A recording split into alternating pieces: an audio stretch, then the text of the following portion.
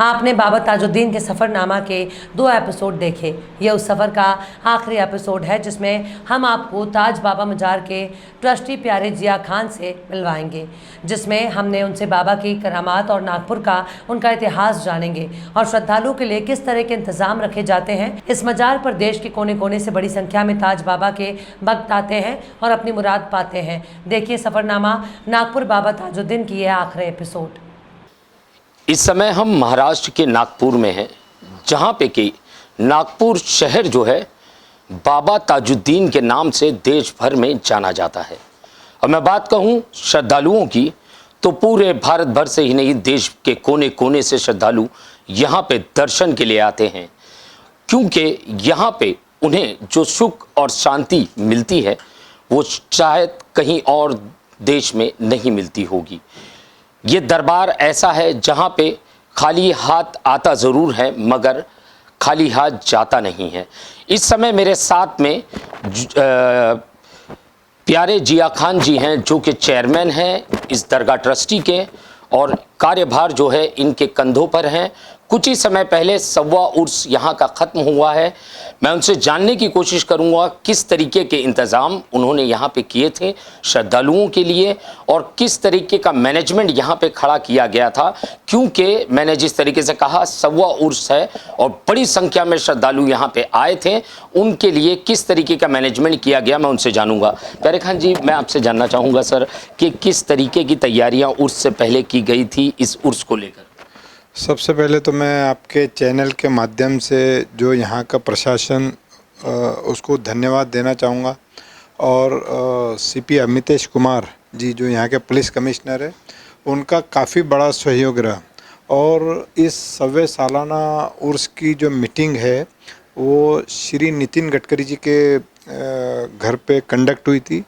इसके वजह से सारा जो इसका उर्स का जो आयोजन है एकदम सारे के सारे लोग एनआईटी या कॉरपोरेशन या पुलिस सारे के सारे लोग एक्टिव थे। तो मैं आपके चैनल के माध्यम से श्री नितिन गडकरी जी का कोटि कोटि धन्यवाद देना चाहूँगा।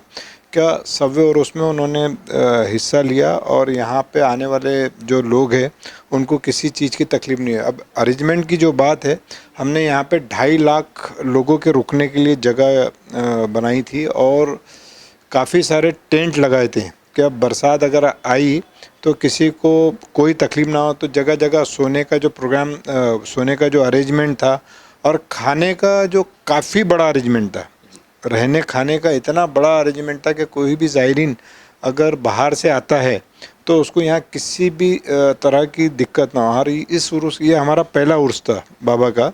और आपको इस उर्स की एक खासियत बता दूं, पहले जो उर्स में जो चोरियाँ होती थी, जो पॉकेट जाते थे, मोबाइल स्नैचिंग से होती थी, वो 1,500-2,2 हज़ार के मामले रहते थे। लेकिन आज ऐसा हो गया कि बहुत कम, इतनी कम हो गए, यानी कि परसेंटेज में अगर देखा जाए तो मेरे ख्याल से 2-5% हुआ होगा तो होगा। तो बस ये सारे यहाँ के अरेंजमेंट है।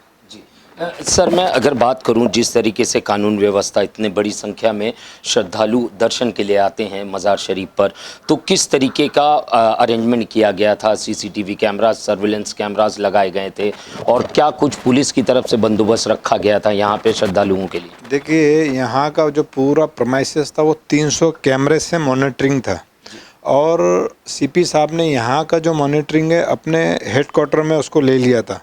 क्या यहाँ पे कुछ भी ऐसी कुछ लोग यहाँ का माहौल ख़राब करना चाहते थे या और उसको ख़राब करना चाहते थे या कुछ नुकसान, तो ऐसी कोई भी अप्रिय घटना नहीं हुई। और 300 कैमरे से इसका पूरा मॉनिटरिंग हो रहा था। और सबसे बड़ी बात आपको एक बता दूँ कि ये हज़रत बाबा ताजुद्दीन का एक ऐसा दरगाह बन गया है, यहाँ से एक प्रोग्राम तो ऐसा हुआ है कि जो इंडिया की किसी भी दरगाह में नहीं हुआ। जो इंटरनेशनल सूफ़ी कॉन्फ्रेंस हुआ है, जो बहुत सारे इंडिया और बाहर के साधु संत लोग यहाँ पे आके एक देश में भाईचारे का और एक एकता का जो यहाँ से जो मैसेज गया, वो ये फर्स्ट, इतिहास में ये पहला दरगाह है। चाहिए सर, मैं अगर बात करूँ श्रद्धालुओं की तो यहाँ पे मैंने देखा मज़ार पे जो है सभी धर्म के लोग जो है यहाँ पे माथा टेकने के लिए आते हैं।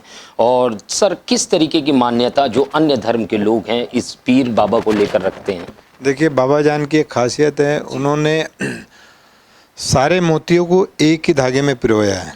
तो बाबा के यहाँ कोई भी जात पंथ सबसे ऊपर उठ के यहाँ पे हर कोई जात का कैसा भी व्यक्ति है इस दरगाह में आ सकता है। बाबा ने सारे समाज के लोगों को जोड़ के रखा है। और आपको एक ख़ास बात बता दूं कि ये इंडिया का एक ऐसा ट्रस्ट है जिसमें 9 जात के 9 अलग अलग लोग हैं। ये पहला ट्रस्ट है, नहीं तो आप किसी भी दरगाह में देखोगे तो वहाँ सिर्फ एक ही कम्युनिटी के लोग रहते हैं। लेकिन ये एक ऐसा ट्रस्ट है, यहाँ पे हिंदू भी है, मुस्लिम भी है, सिख भी है, ईसाई भी है, क्रिश्चियंस भी है, बोहरा भी है, पारसी भी है, सब जात के सब लोग हैं। तो ये बाबा का एक ख़ास चमत्कार ये बोली तो चलेगा। सर, चमत्कार के साथ साथ अगर मैं कहूँ एक संदेश भी है पूरे भारत भर के लिए कि जिस तरीके से माहौल धर्म जात के नाम पर जो बिगाड़ा जाता है, उन लोगों के लिए संदेश भी है। इतने बड़े सूफी संत की मज़ार के ऊपर जो उनकी निगहबानी, जो उनकी जो मैं ये कहूँगा कि जिस तरीके से उनकी मज़ार की देखभाल आप लोग कर रहे हैं, सेवा कर रहे हैं, तो सभी धर्मों के लोग मिलकर एक साथ में सेवा कर रहे हैं। बिल्कुल। और बाबा ने हमको ये सिखाया है कि बाबा का एक ये था क्या, देखिए अगर कोई मुस्लिम है तो मस्जिद जाता है, कोई हिंदू है तो वो मंदिर जाता है, कोई क्रिश्चियन है तो चर्च जाता है, कोई सिख है तो गुरुद्वारे जाता है। लेकिन बाबा का ये दरगाह ऐसा है कि यहाँ सब समाज के लोग आते हैं। ये एक इस दरगाह का सबसे बड़ा खासियत है। सर, मैं इतिहास के बारे में अगर मैं बात करूं, हज़रत जो ताजुद्दीन बाबा के इतिहास की अगर मैं बात करूं तो क्या वाक़यात थे उनके, किस तरीके से नागपुर में आना हुआ और किस तरीके से वहां से यहाँ तक का कफन दफन का जो यहाँ तक पहुँचे वो? देखिए बाबा की जो कहानी है एक बहुत ही बड़ी है। और बाबा के जो करामात है, एक चादर यहाँ आई है अमेरिका से, ऐसी करामात तो बाबा जान की बहुत सारी है। और किसी अंग्रेज ने उनको सबसे पहले समझा कि ये एक बहुत बड़ी हस्ती है। बाबा का जन्म जो है कामठी में हुआ है, और उसके बाद बाबा की जो एजुकेशन है 18 वर्ष के थे तो उसी समय उनको एक जो उनके जो गुरु थे उन्होंने पहचाना। और अब्दुल्ला शाह बाबा वहाँ से गुजर रहे थे तो उन्होंने बाबा के बारे में एक टिप्पणी की, एक वाक़या बोला था उनके गुरु को, क्या आप किसको पढ़ा रहे हो, वो तो पहले से ही पढ़ के आया करके। तो ऐसा 18 साल की उम्र के अंदर ही बाबा इंग्लिश, फारसी, हिंदी, ये बहुत सारी भाषाएं बोलते थे। उसके बाद बाबा का क्या बोलते हैं, मिलिट्री में एक बाबा की नौकरी लगी, मिलिट्री में थे, बाबा सागर में थे। लेकिन वहाँ से एक ऐसा उनको ये हुआ कि वो अल्लाह ताला की इबादत में लग गए। और वहाँ से इबादत में लगने के बाद फिर बाबा को दुनिया का होश-ओ-हवास नहीं था। फिर बाबा को वहाँ से वापस कामठी लाया ही गया। तो वहाँ पे बाबा अपनी कैफियत में रहते थे सारा, तो उसमें ना कपड़े का होश रहता था कुछ। तो अंग्रेज़ लोगों ने उनको कहा कि भाई ये पागल हो गए करके, इनको पागल खाने में डालना चाहिए। तो पागल खाने में जब उनको बाबा को डाला गया तो बाबा जो थे कि वो वापस से कामठी में ही दिखते थे। तो अंग्रेज़ काफ़ी परेशान हो गए, जो ब्रिटिश गवर्नमेंट थी वो इतनी परेशान हो गई कि एक व्यक्ति को जब हम जेल में डालते हैं और वो वापस हमें कामठी में दिखते, तो उनको लगा कि ये कोई साधारण व्यक्ति नहीं है। तो उन्होंने यहाँ के राजा रघुजी थे, उनसे कहा कि भाई ये कोई साधारण व्यक्ति नहीं है, इनको आप यहाँ से लेके जाइए। तो फिर वैसा फिर बाबा के यहाँ राजा रघुजी के यहाँ उनका आना हुआ। वहाँ फिर काफ़ी सालों तक 12-13 साल तक मेरे ख्याल से बाबा रहे। वहाँ से बाकी जो ढाके पाटिल है वहाँ पे भी कुछ बाबा ने समय निकाला। और उसके बाद जब उनको पर्दा लिए, जो हमारे समाज में बोलते जैसा देहांत को पर्दा, तो उसके बाद बाबा को यहाँ पे लाया गया। लेकिन बाबा ने उस समय एक चीज़ ऐसी करके गई है कि जब भी यहाँ बाबा का उर्स मनाया जाता है तो उस समय राजा रघुजी के भोसले, जो उनके जो वंशज है, वो जब तक उसको फ्लैग ऑफ नहीं करेंगे तब तक यहाँ का उर्स चालू नहीं होता, तो शुरू नहीं होता। तो ये बाबा ने सब धर्मों को मिलाने के लिए ये बहुत अच्छी कोशिश की है। वो जब तक आते नहीं यहाँ का उर्स चालू नहीं होता, ये बहुत बड़ी बात है। और एक अमेरिका का वाक़या मैं बता दूँ, एक बंदा था जो वर्ल्ड का सबसे कम एज का जो पायलट था, उनकी भी हमने चादर 3 तारीख को चढ़ाई है। अमेरिका से चादर कैलिफोर्निया से आई थी। तो वो लोग भी बाबा को बहुत मानते हैं। तो उसके फ़्लाइट का इंजन बंद हो गया था, तो और उससे कहा गया कि भाई जहाँ आप गिरने वाले हो, आपकी जो डेथ है 3 मिनट के अंदर हो जाएगी। तो वो भी एक करिश्मा वो बताते हैं कि उन्होंने अपना नाम चेंज करके बाबा के नाम पे रख लिया, बदरुद्दीन ताजी करके उन्होंने अपना नाम रखा। पहले कुछ दूसरा नाम था और उन्होंने इस साल चादर, तो उनकी भी जान बच गई और वो फ्लाइट का इंजन वापस से चालू हो गया, वर्क करने लगा। तो ये बाबा की करामतें तो बहुत है बाबा की, अगर मैं बताने जाऊंगा तो 1 घंटा कम पड़ेगा। जी इसीलिए हम बहुत जल्दी बाबा की करामतों पे एक मूवी लेके आ रहे हैं, जैसे शिरडी के साईं बाबा पे और भी बहुत सारी है, तो हम लोग एक करामत लेके आ रहे हैं। प्यारे जिया खान जी, जिस तरीके से यहाँ के अगर मैं बात करूँ, कुछ समय पहले तक कोई और मैनेजमेंट था, तो काफ़ी जो है खस्ता हाल थे मैनेजमेंट, और जो है जिस तरीके से पैसों की काफ़ी कमी हो रही थी, मेंटेनेंस के लिए पैसे नहीं थे अपना कमेटी के पास।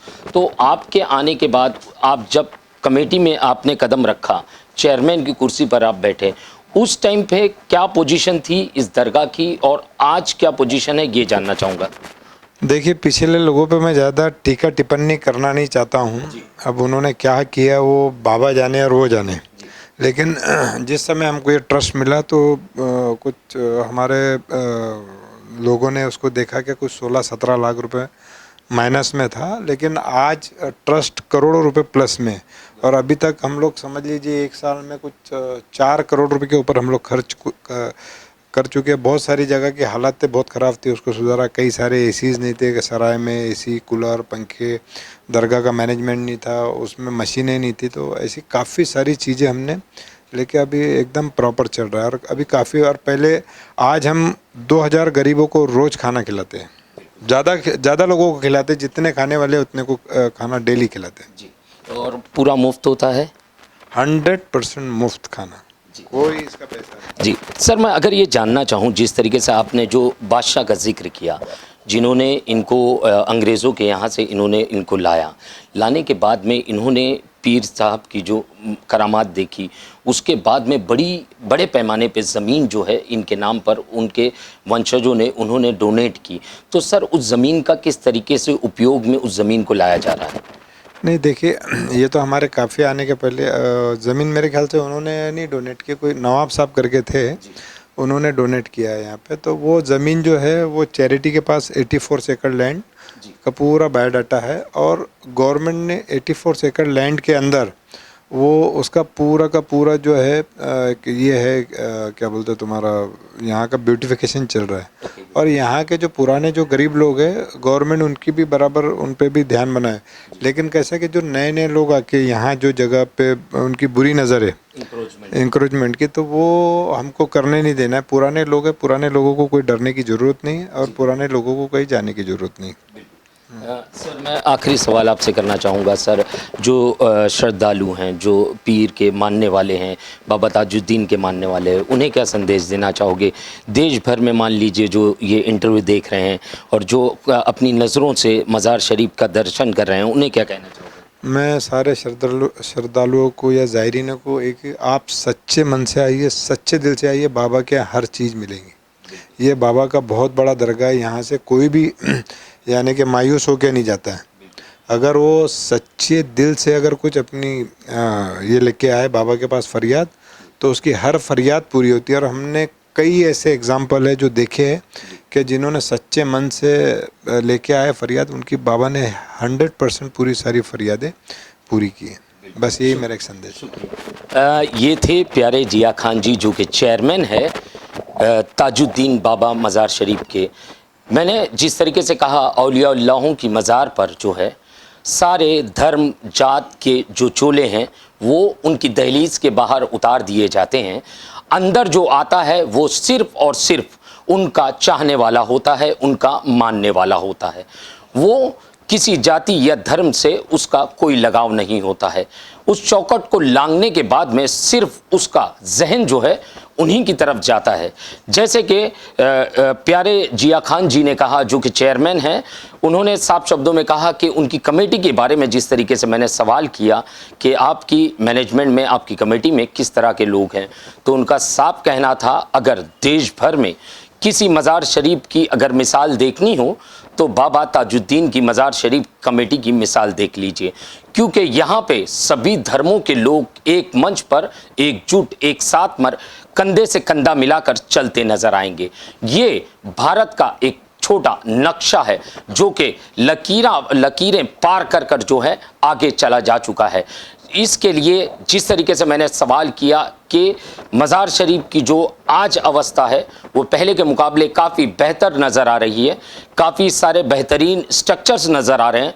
मज़ार शरीफ को जिस तरीके से खूबसूरत बनाया गया है वो देखते नहीं बनता है कि कई घंटों भी आप मज़ार शरीफ के सामने बैठो तो आपका दिल नहीं भरेगा। इस तरीके से खूबसूरती मज़ार शरीफ में जो उंडेली गई है वो किस तरीके से आई। तो उनका साफ कहना था, हमारे मैनेजमेंट से पहले कोई और मैनेजमेंट था, उस समय जब इन्होंने इस कुर्सी पे बैठे, जब इस कुर्सी पे बैठे चेयरमैनशिप की, तो उस समय जो है 16 लाख रुपए के लगभग मज़ार शरीफ जो है लॉस में चल रही थी। यहाँ का मैनेजमेंट लॉस में चल रहा था। मगर आज जो है मज़ार शरीफ के पास करोड़ों रुपए की धनराशि है जिसका सही तरीके से उपयोग कर कर मज़ार शरीफ का नवीनीकरण किया जा रहा है। आपने अलग चल रहे विजुअल्स में देखा होगा कि मज़ार शरीफ की खूबसूरती किस तरीके से खुद अपनी खूबसूरती बयां कर रही है कि मज़ार शरीफ आज किस मकाम पे है। हम प्यारे जिया खान जी का धन्यवाद कहेंगे कि उन्होंने हमें समय दिया। और दूसरी चीज़ कि अल्लाह के जो वली हैं बाबा ताजुद्दीन, उनकी जो पैदाइश से लेके विसाल तक का जो वाक़या है उन्होंने चंद शब्दों में हमारे सामने रखा। इससे आप अंदाज़ा लगा सकते हैं कि अल्लाह ने अपने वलियों को कितनी ताकत दी है। उनके दर पर किसी भी धर्म या जाति का व्यक्ति आएगा तो खाली नहीं लौटेगा। कैमरामैन साटविलकर के साथ सईद शेख की रिपोर्ट, प्रेस एक्सप्रेस।